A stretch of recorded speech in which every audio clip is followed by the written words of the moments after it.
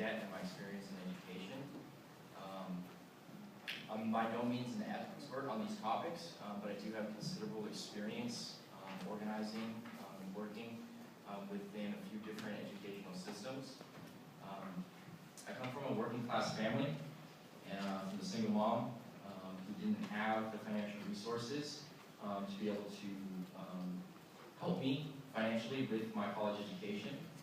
When I was in high school, I was met with more information about recruiting in the military and in regards to what I could do post high school than I was in how to navigate through higher education. And I was handed different recruitment pamphlets and other information, and it was very unclear how I would be able to get into higher education. So I rolled into the community college system because I really had to figure out how to achieve a higher education without taking out vast student loans to pay for it.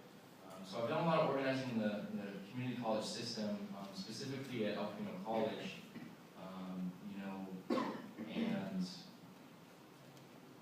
and I've also done a little bit of organizing in K through 12. So I've seen a lot of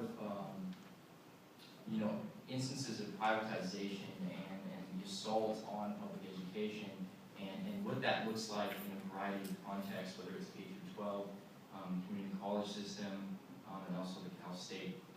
And I want to be as concise as possible and try and touch on some things that haven't been said yet and avoid, covering something that's already been covered. I wanted to give some facts about student loan debt. Student loan debt is currently estimated to be about 1.2 trillion, which is significantly high. This has surpassed credit card debt, and in 2003, there was about 240 billion in student debt nationally. And as of 2013, it's 1.2 trillion. That has nearly quadrupled in just a 10-year period. So you might be asking yourself, like, why has this increased so drastically in such a short period? And a large reason has been the drastic increase in what it costs to attend college. The average cost of 1 year of college in 1980 was about $8,000. And in 2010, it's jumped to $26,000. Student borrowers. The number of student borrowers has increased, and this has been largely due to budget cuts to public education. And in 2005, there was 23.3 million borrowers, and as of 2012, 38.8 million. That's a 66% increase in the number of people who are taking out loans to pay for education. The average student loan balance in 2005 was about $16,000, and in 2012 it has jumped to $24,000, almost $25,000. That's a 49% increase. So we're seeing drastic changes in the number of people who are being forced to take out loans, and the amount of loans that people are having to take out. Personally, what that has looked like for me has been trying to navigate through higher education by any means necessary to avoid taking out loans.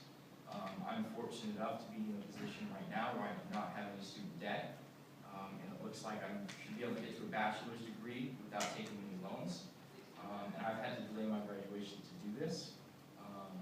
I basically stayed at the community college for a significantly long time so I could secure financial resources to avoid taking out any student loans. Because frankly, I'm a little scared too. The uncertainty of student debt, the not knowing if when I graduate, am I going to be able to pay off these loans? What kind of job am I going to be secured? And some of the rhetoric that I've heard, whether it was when I was in high school or in the community college or just in the community, is just take out your loans. Don't worry about your interest rate, right? You'll get a job after college. It'll pay good. Don't worry about it.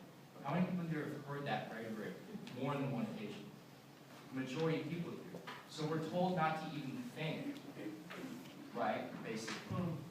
And I just wanted to also touch on the fact that there is an assault on critical thinking skills, on a national scale. And I was lucky enough to meet educators, who taught me how to think critically, for myself, but also of myself, and I'm very fortunate, to have been able to be taught those skills.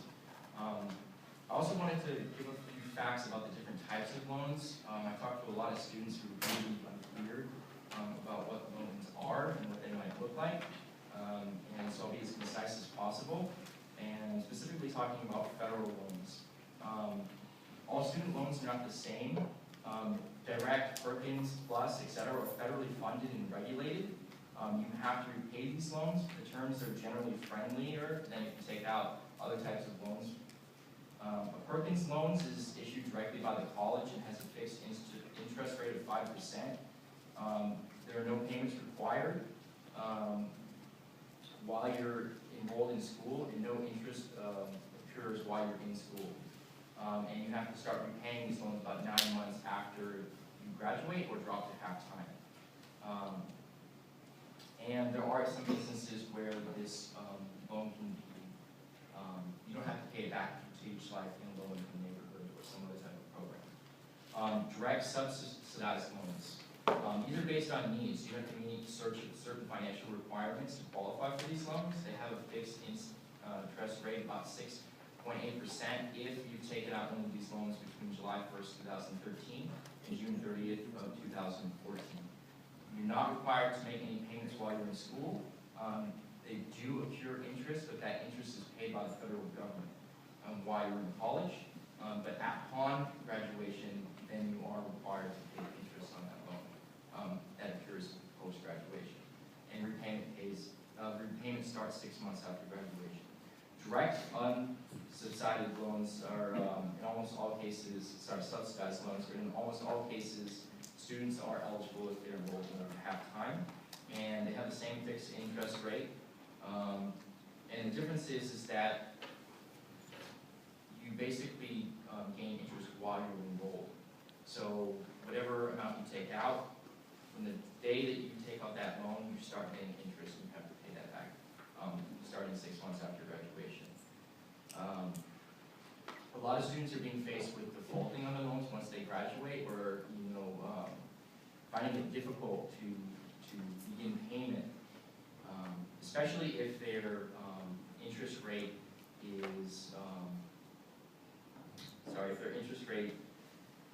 is not clear, or if it changes.